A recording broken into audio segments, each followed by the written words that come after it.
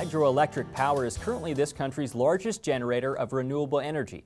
The U.S. Energy Information Administration believes, though, in 2018, wind power will overtake hydroelectric for the first time. Solar power is expected to follow around 2035, becoming the nation's second biggest renewable source. About a year ago, we talked with Nebraska Extension's John Hay about solar farm leases, in which producers would rent land to companies for production. We recently talked with John again about small-scale solar and began by asking for an update on the industry. Well, the big news is the new tariff. The president put in place an import tariff on solar panels from other countries. There is some details involved in that, but generally it's a 30% tariff on imported solar panels, trying to protect the solar panel and module manufacturers here in the United States.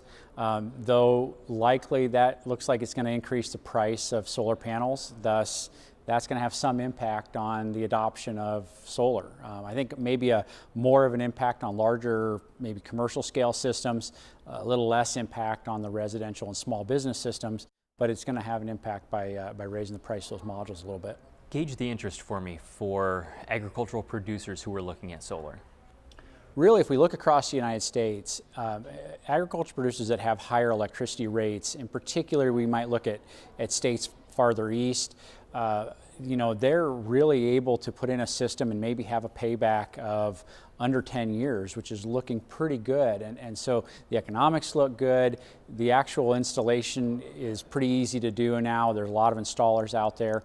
As we come a little farther back towards Nebraska, those economics are good. They're not great. And so good, I would say maybe 8 to 12-year payback on a farm or small business system.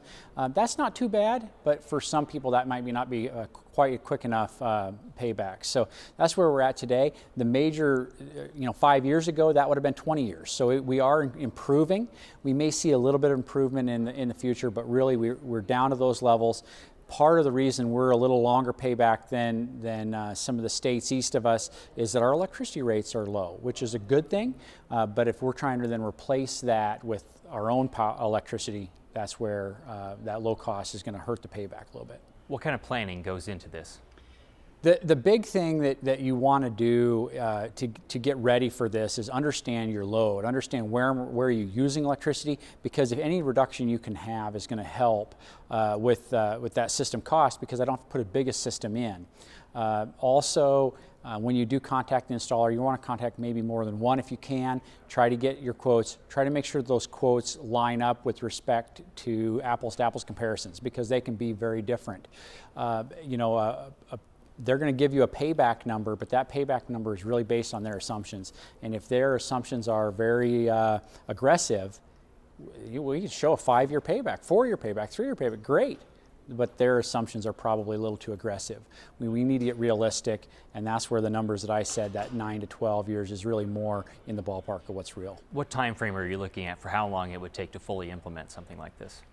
Well, we're seeing a lot of small systems go in on residences, and then quite a few on small businesses. There's really a lot as we go into some of the states farther east. Nebraska, it's happening a little slower, like I said, but there is some limitations that we can see on the future, but we're quite a ways from getting to those. Those would be, we have a net metering law in the state of Nebraska. Currently, that net metering law says that when a utility hits 1% of their peak, they don't have to net meter anymore.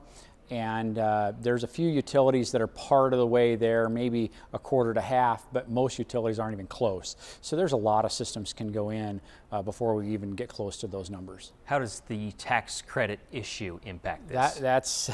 That's really important. I mean, with the numbers that I was quoting with respect to payback are including the tax credit. There's a 30% federal tax credit, and that federal tax credit is in place till 2019, the end of 2019.